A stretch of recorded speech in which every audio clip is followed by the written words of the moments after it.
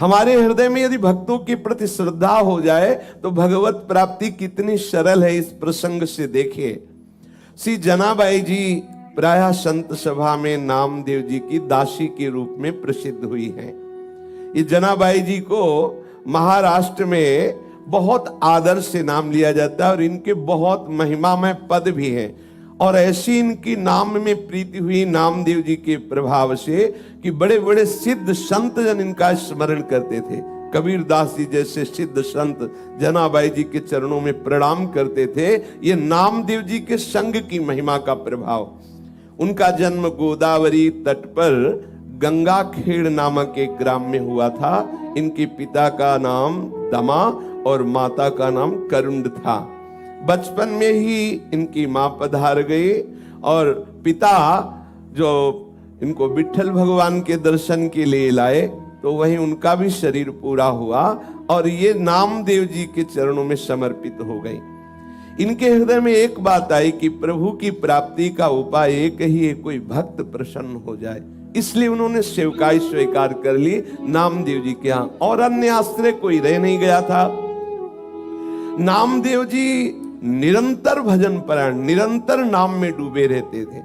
नामदेव जी जैसे महात्मा की सेवकाई मिल जाए ये तो प्रभु की सेवकाई से भी बढ़कर के है। अब जनाबाई जी के हृदय में एक ही बात थी कि मैं नामदेव जी को प्रसन्न कर लूं। नामदेव जी के पूरे परिवार के कपड़े धोना, पूरे परिवार के लिए आटा पीसना, पूरे परिवार के लिए भोग तैयार करना, पूरे परिवार के लिए हर समय अपने प्राणों को समर्पित किए हुए तन्मयता पूर्वक सेवा करना। बर्तन मांज रही हैं, कपड़ा धो के ला रही हैं, झाड़ू पोछा कर रही हैं। आप सोचो पूरे परिवार की स्वयं सेवा करती। उनकी सेवा में एक बड़ा आनंद प्रकट होने लगा। वो इस भाव से कि नामदेव जी की जिस दिन कृपा दृष्टि हो गई उस दिन मुझे भगवत साक्षात्कार हो जाएगा। अब नामदेव जी की सेवा प्रभाव से निरंतर नाम चलने लगा। भजन न हो संग बिनु। देखो संग हुआ, अब चेष्टा नहीं करनी पड़ रही। जो नामदेव जी जप करते थे वही जो कीर्तन करते थे वही जनाबाई कीर्तन करने लगी, नाम स्मरण करने लगी। नाम स्मरण करते करते कभी जैसे पोछा लगा रही, एकदम हाथ रुक गए, अश्रु चलने लगा, प्रभु के लिए विकलता प्रकट होने लगी, भाव दशाएं उनकी आने लगी। श्री जनाबाई जी के हृदय में विट्ठल भगवान के प्रति प्रबल आसक्ति होने लगी। जब कभी सेवा से अवसर मिलता मंदिर में जाती, ठाकुर जी को देखती, देखती ही रहती और देखते देखते एकदम विकलता होती तो रोने लगती, एकदम आनंद बढ़ता तो नाचने लगती। ऐसी दशा जनाबाई जी की श्री नामदेव जी की सेवा से होने लगी। जनाबाई जी जब झाड़ू देती, बर्तन मांजती, कपड़े धोती, जल भरती, चक्की पीसती, ये सभी कार्य करते हुए सावधानी ये रखती कि सेवा में त्रुटि न हो और नाम विस्मरण न हो। और भगवान नाम का ऐसा प्रभाव हुआ कि अब उनके आंसू नहीं रुकते। सोहनी लगा रहे, अश्रु प्रवाह हो रहा, बर्तन मांज रहे, अश्रु प्रवाह हो रहा। देखो कैसी कृपा हुई भक्त संग की, जिसकी बड़े बड़े साधु जन, उपासक जन आकांक्षा करते, वो जनाबाई को प्राप्त हो रहा है। वो कभी रोते रोते सेवा करते करते एकदम व्याकुल हो जाती, हा विट्ठल, हा विट्ठल, हा पांडुरंगा, ऐसे पुकार पड़ती। अब एकादशी के दिन नामदेव जी के यहाँ रात्रि में भक्त मंडली एकत्रित होती और कीर्तन करती। कोई मृदंग बजा रहा है, कोई करताल बजा रहा है, कोई नृत्य करते हुए नाम कीर्तन कर रहा है, कोई प्रभु की आनंदमयी लीलाओं का गायन कर रहा है, तो कोई एकांत में बैठा हुआ उन लीलाओं को सुनकर, उन कीर्तन को सुनकर, भक्तों की भावदशा को देखकर अश्रु प्रवाह कर रहा है। पूरी रात्रि, एकादशी की रात्रि में नामदेव जी के यहाँ ऐसा कीर्तन होता और जनाबाई सब सेवा करके एकांत कोने में खड़ी रहती। नामदेव जी और बड़े बड़े भक्तों की भाव दशाएं देखती तो उसके हृदय में और विकलता बढ़ती। संकीर्तन के आनंद सागर में वो पूरी रात डूबी रहती। उसको ये पता ही नहीं चल पाता कि कितने कम समय में रात्रि व्यतीत हो गई। उषा काल होते ही, प्रातः काल होते ही सब भक्त मंडली अपनी दिनचर्या को जाती और ये बावरी हुई भगवत प्रेम की मादकता में ठाकुर जी के प्रसन्नता के लिए श्री नामदेव जी की सेवा में मगन रहने लगती। अब इनको आज लगा कि अरे आज तो सूर्यदेव उदय हो गए, सब भक्तजन चले गए और मुझे तो होश ही नहीं रहा, ये तो बहुत बड़ी त्रुटि हो गई। एक दिन एकादशी में ऐसी आनंद वृत्ति में रात्रि में डूबी कि सब भक्त कीर्तन करके चले गए और ये डूबी ही रही। देखा सूर्य चढ़ गए हैं, प्रकाश हो गया है। अब चेतना जगी तो इनको लगा कि जो हमारी नामदेव जी के प्रति सेवा वृत्ति थी, ये तो बहुत हमारे अंदर त्रुटि हो गई, कैसे पूर्ण सेवा हो पाएगी। सबके लिए आटा पीसना है, सबके लिए सब व्यवस्थाएं अकेले करती। और देखो उसमें ये नहीं कि मुझे करना पड़ता है, ऐसा नहीं, उत्साहित होकर प्रसन्न मुद्रा में करती। आंख खुली, देखा तो बहुत देर हो गई, कैसे नामदेव जी की पूरी हम सेवा कर पाएंगी। जल्दी जल्दी से घबरा कर सोचा कि सबसे पहला काम करते हैं कि हम वस्त्र जो सबके स्नान किए हुए हैं पहले उनको धो के फैला देती। जल्दी से वस्त्र लिए और वस्त्र लेकर के धोने के लिए वो भागी। फिर एकदम दिमाग में आया कि अभी तो बहुत से पात्र पड़े हैं, उनको मार्जन करना है और पानी भी भर के रखना है, पर चलती है पहले वस्त्र धो के आती है। जो ही चंद्रभागा नदी के पास पहुंची वस्त्र लेकर के, तो अब कई चिंताएं एक साथ। अभी तो पात्र मार्जन करने हैं, सुंदर जल भर के रखना है ठाकुर जी की सेवा के लिए, आज तो बहुत विलंब हो गया, अब आज कैसे हम सब सेवा कर पाएंगे। इतना मन में सोच रही थी कि इतने में देखा कि एक वृद्धा मैया आई और कहा कि जनाबाई तू चिंता क्यों कर रही है, सुन तू और जाके कार्य कर, मैं यहाँ तेरे कपड़े जो ये सब नामदेव जी के परिवार के वस्त्र है ना, ये मैं धो देती हूँ। उन्होंने कहा नहीं नहीं आप क्यों करेंगे, आपका शरीर। बोले नहीं, सच्ची सफाई धुलाई तो हम करना जानती, पूरा जीवन हो गया, पूरा जीवन हो गया। जिसके वस्त्र को हम धुलते दोबारा वो मलिन नहीं होते हैं। और देखो तुम तो अभी नई अवस्था तुम्हारी हो, मेरा जीवन हो गया ये धुलते हुए। सच्ची धुलाई का कार्य हम जानते हैं। समझ नहीं पाई जनाबाई। जनाबाई ने कहा मेरे स्वामी की सेवा में आज बड़ी गड़बड़ी हो गई, क्योंकि मैं ऐसी भूल में पड़ गई कि सेवा छूट गई। भूल का तात्पर्य इतना आनंद में डूब गई। बुढ़िया ने प्रेम से कहा तू चिंता मत कर, देखना तू वैसे कपड़े साफ नहीं कर सकती जैसे मैं करूंगी। जनाबाई ने कहा कि अब मुझे नामदेव जी के घर तत्काल भाग के जाना, क्योंकि पात्र मार्जन नहीं किए। अब देखो जैसा भी हो, वो कपड़े वहीं नदी के किनारे छोड़ करके गई और जो कार्य अत्यंत आवश्यक था, जैसे पात्र मार्जन करना और जल भर के रख देना, वो करके वापस आई तो देखा बहुत प्रेम से डूबी हुई वो जो मैया थी, सब कपड़े धो करके और फैला दिए थे और कहा कि देखो तू चिंता मत कर, आनंद पूर्वक सेवा कर। बहुत बहुत आनंद का ये विषय है जो तेरे अंदर ये चिंता चलती रहती है भक्त को सुख पहुंचाने की। तो उन्होंने देखा कि सारे के सारे कपड़े एकदम स्वच्छ। जनाबाई ने हाथ जोड़ करके कहा कि आप जैसी उदार तो मुझे जीवन में देखने को नहीं मिली। हमारा तुम्हारा कोई परिचय नहीं, कोई स्वार्थ भावना नहीं, और आप इतने ढेर सारे सब कपड़े धो दिए।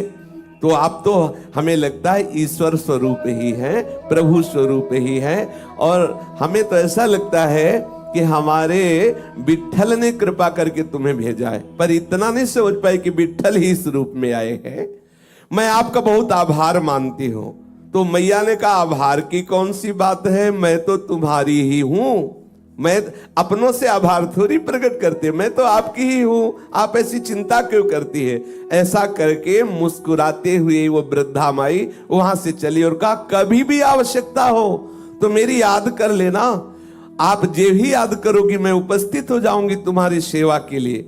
जनाबाई जी भाव में डूब गई, क्योंकि उस वृद्धा की मुस्कुराहट ने इनके हृदय में आनंद का वर्धन किया। इनको थोड़ी देर के लिए अंतर्मुख में इतना डुबा दिया उस मुस्कुराहट ने, पूछो मत। फिर चेतना आई और सोचा कि मैंने तो पूछा नहीं कि तुम कहाँ रहती हो, तुम्हारा क्या नाम है। जब तुम कह रही हो कि कभी कार्य पड़े तो बुला लेना, तो तुम रहती कहाँ हो, तुम्हारा नाम क्या है। आसपास देखा तो वृद्धा दिखाई नहीं दी, थोड़ा दौड़ करके आसपास और देखा, नहीं दिखाई दी। अब तो हृदय में विकलता हुई कि शरीर को इतना यौवन का भी नहीं था कि वो हवा की तरह भाग जाए। वृद्ध थी, आखिरकार कहां चली गई और कौन हो सकती है। जनाबाई उस सब कपड़े लेकर के घर पहुंची और हृदय बड़ा व्याकुल था कि आखिरकार वो वृद्धा थी कौन और कैसा जादू कर गई वो अपनी मुस्कुराहट से वृद्धा कि मेरा चित्त बार बार उसी का चिंतन कर रहा है। जनाबाई गदगद कंठ से नामदेव जी के समीप गई और पूरी घटना सुनाई कि आज ऐसा ऐसा हुआ। नामदेव जी ने तत्काल जनाबाई जी से कहा, अरे और कोई नहीं था, वो तो विठल थे, कोई दूसरा नहीं था, वो तो विठल थे, ये तो विठल थे, तेरे को बड़भाग्नि बनाने के लिए आए। लेकिन अरे इतना विठल प्यार करते हैं तेरे से कि सब कपड़े धो दिए। उनको भी संकोच हुआ कि कपड़े तो हमारे ही सब थे। देखो आराध्य देव ने अपने सेवक के कपड़े प्रक्षालन किए। कैसी भक्ति का महामहिमा में स्वरूप है।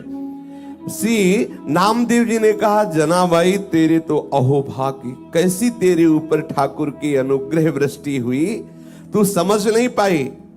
अब तो जनाबाई के हृदय में और प्रणय कोप बढ़ गया। अच्छा आए भी तो ऐसे छलिया रूपरेख। अब जनाबाई रोने लगी कि हाय है, इतने छलिया हो कि आप आए भी और हमें परिचय भी नहीं मिल पाया, और दूसरी बात मेरे लिए आपने कष्ट सहा, मेरे लिए इतने ढेर सारे कपड़े धोए। अब तो और हृदय में प्रेम की विकलता बढ़ने लगी। प्रभु सदैव अपने भक्त के पीछे पीछे डोलते हैं। अब तो प्रेम पीड़ा में विकल होकर के जनाबाई सेवा करने लगी। स्वयं मूर्तिमान होकर के प्रभु जनाबाई जी के साथ चक्की पीसते आकर के। एक बार नहीं, बहुत सेवाएं। जनाबाई जी प्रेम में मगन होकर सोहनी लगा रही हैं, कूड़ा का ढेर लगाया, और जब कूड़ा भरने के लिए आई तो देखा टोकरी में लिए हुए प्रभु कूड़ा भर रहे। अब बुढ़िया के रूप में नहीं आते, अब साक्षात विठल के रूप में आते। अगर जनाबाई नामदेव जी के यहाँ उनको सुख पहुंचाने के लिए, उनको भोग बनाने के लिए आटा पीस रही चक्की में, तो चक्की में आटा पीसते हुए कभी कभी वो पद गाते हुए भाव में डूब जाती तो चक्की रुक जाती, तो ठाकुर जी बैठ के चक्की पीसते। जनाबाई पद गायन करते हुए डूबी हुई है, और क्योंकि सेवा में त्रुटि न हो इसलिए ठाकुर जी समीप आकर के चक्की पीसने लगते। जनाबाई का अभंग सुनते रहते और जनाबाई जी प्रेम में मगन होती। महाराष्ट्र के महापुरुषों ने वर्णन किया है कि झाड़ लोट करी जनी, केर भरी चक्र पाणी, पाटी घेऊनिया सिरिम नेवनिया टाकी दूरी। ऐसा भक्त सी भूलला, नीच कामे करूं लागला, जनी मेहड़े बिठो बाला, काय उतराई हूं तुला। आहा, सी जनाबाई जी घर में सोहनी लगा रही तो कचरा उठाते साक्षात विठल भगवान। आहा, अपनी टोकरी को सर पे रखे हुए पीछे पीछे जनाबाई के डोलते, जहां जाओ झाड़ करके कूड़ा एकत्रित करती, सोहनी लगा के ठाकुर जी कूड़ा भरते। कैसी भक्ति की अद्भुत महिमा। भक्त की भक्ति से कैसे प्रभु अधीन हो जाते हैं। आहा, और बार बार विठल जी यही कहते जनाबाई जी से कि मैं तुम्हारा ऋणी हूं। जनी मेहड़े बिठो बाला, काय उतराई हूं तुला। मैं कैसे तुमसे उऋण हो सकता हूं जनाबाई, तुम मेरे भक्त नामदेव जी की सेवा करते हो, मैं तुम्हारा ऋणी हूं। मैं तुम्हारा ये ऋण कैसे चुकाऊं ये मुझे बता दो। बामो शब्य दोन्ही कडे, देखूं कृष्णाचे रूपंडे, चराचरी जे जे दिसे, ते ते अविद्याची नाशे। जैसे अपना ही बायां भुजा और अपना ही दायां भुजा, इसमें कौन अपना और कौन पराया, ऐसी अनुभूति होने लगी श्री जनाबाई जी को। संपूर्ण विश्व ब्रह्मांड चाहे कोई अनुकूल व्यवहार करे चाहे प्रतिकूल व्यवहार करे, मेरा ही स्वरूप है, मेरी ही आत्मा है। जैसे अपना बायां हाथ दायां हाथ, इसमें कौन सा प्रिय कौन सा प्रिय? तो बायां का तात्पर्य प्रतिकूलता, दायां का तात्पर्य अनुकूलता। अनुकूलता प्रतिकूलता चाहे जैसा कोई हमारे साथ व्यवहार करे, वो मेरी आत्मा है, मेरा प्रीतम है, ऐसी अनुभूति हो गई। चराचर में मेरा ही प्रीतम है, ऐसा अनुभव होने लगा। चराचरी जे जे दिसे ते ते अविद्याची नासे, अविद्या का नाश हो गया। एकमात्र विठल ही विठल, प्रीतम ही प्रीतम। कैसी रसमयी स्थिति प्रभु प्रदान करते हैं। देखो ये प्रभु प्रदान करते हैं, कैसी अधीनता स्वीकार किए हुए है। जनाबाई अगर धान ओखली में कूट रही है तो प्रभु सामने खड़े मुस्कुरा रहे। अब बताओ ऐसी सेवा करनी पड़े तो क्या परेशानी। धान कूट रही, सामने विठल खड़े मुस्कुरा रहे।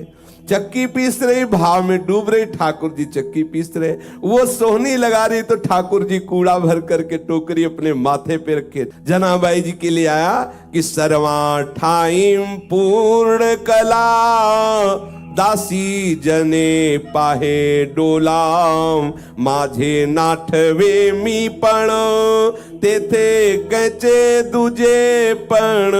दासी जनाबाई नामदेव जी की कृपा से, इसीलिए लिखा दासी जनी। जब मैं नामदेव जी की दासी बनी, उनकी सेवा की, तो मैंने देख पाया कि द्वैत दूसरा कोई है नहीं, एकमात्र मेरा विठल चराचर में व्याप्त है। संपूर्ण कलाओं से युक्त जो श्री कृष्ण है वो सदैव मेरे सहयोग में है, मेरी सेवा में मेरे समीप है। ये मैं नामदेव जी की दासता से जान पाई। दासी जनी पाहे डोलाम, प्रभु मेरे पीछे पीछे डोल रहा है केवल नामदेव जी की दासता के कारण। एक दिन श्री विठल भगवान के गले का जो बहुत महंगा हीरो से जटित पदक आभूषण था ग्रीवा का, वो चोरी हो गया। और मंदिर में जनाबाई जी सेवा हेतु जाया ही करती थी।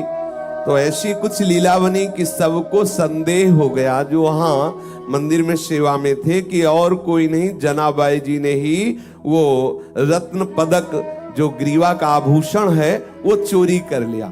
अब तो ये बात फैलने लगी। ये ऐसी लीलाएं प्रतिकूलता की होती हैं भक्तों के जीवन में। जनाबाई को ये सब वहां के जन कलंकित करने लगे कि ये बंती तो बहुत भक्ता है, लेकिन देखो ठाकुर जी का जो ग्रीवा का आभूषण है रत्न पदक, इसने चुरा लिया। जनाबाई जी को जब सभा में बुलाया गया और कहा कि तुमने वो चुराया है क्या, तो जनाबाई ने कहा कि मेरे प्राण धन श्री विठल भगवान हैं, मैं उनको सुख पहुंचाने के लिए मैं उनका ये हार क्यों चुराऊं, वही मेरे हैं, तो हार चुराने की जरूरत क्या है। लेकिन भक्ति की भावना को तो कोई भक्त ही समझ सकता है। तब उन्होंने कहा मैं शपथ खा के कहती हूं कि मैंने ये रत्न का आभूषण नहीं चुराया है। पर प्रभु की ही ऐसी लीला थी, किसी ने जनाबाई की बात पर विश्वास नहीं किया और बात राजा तक पहुंची। और ये बात इतनी जोर कसी कि राजा को निर्णय करना पड़ा कि जनाबाई को शूली की सजा दे दी जाए, क्योंकि इसने रत्न का ठाकुर जी का जो हार है वो चुराया है। अब सूली पर चढ़ाने के लिए उनको बांध करके जनाबाई के हाथ ले जाया गया चंद्रभागा नदी के तट पर।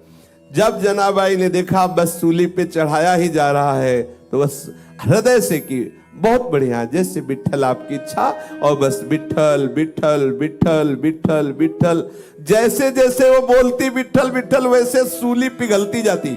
जैसे मोम को आंच लगा दे तो पिघलती चली जाए, ऐसे वो आंख मूंदे। वो ये नहीं चाह रही थी कि सूली पिघले, वो तो इसलिए विठल विठल पुकार रही थी कि अब शरीर का अंत है और मैं विठल की दिव्य सेवा में जा रही हूं, इसलिए विठल विठल। जैसे ही बोलती विठल विठल विठल, वो सूली गलती चली जाती और पानी की तरह पिघल गई। सूली नाम की वहां कोई चीज ही नजर नहीं आई। सब आश्चर्यचकित हो गए जो राज दरबार के सैनिक थे। जनाबाई को सबने प्रणाम किया, सबने क्षमा मांगी कि गलती हो गई, ये प्रभाव दिखाने के लिए। इसमें दो बातें आई। जनाबाई जी को किंचित मात्र भय नहीं, क्योंकि सूली की सजा क्या, मेरे प्रीतम का विधान है और मेरे प्रीतम के मिलन के लिए अब ये शरीर छूटने वाला है, तो कोई भय नहीं। और दूसरी बात ये कि मेरा भक्त कितनी महिमा से युक्त होता है। जनाबाई ऐसे भाव से मगन रहती अब तो कि बिल्कुल शरीर की शुद्धि न रहती, और उस स्थिति में सेवा के लिए जैसे कंडे थापती ना, तो कंडे से निकलता विठल विठल। ये आश्चर्य की बात है, किसी चैतन्य शरीर को छू दे और फिर वो बोले कृष्ण हरि राधा, तो अच्छा है, बढ़िया, कितना बढ़िया प्रभाव। लेकिन जड़ कंडा, उसमें कोई वाणी तो है नहीं, लेकिन कंडे से विठल विठल निकलता।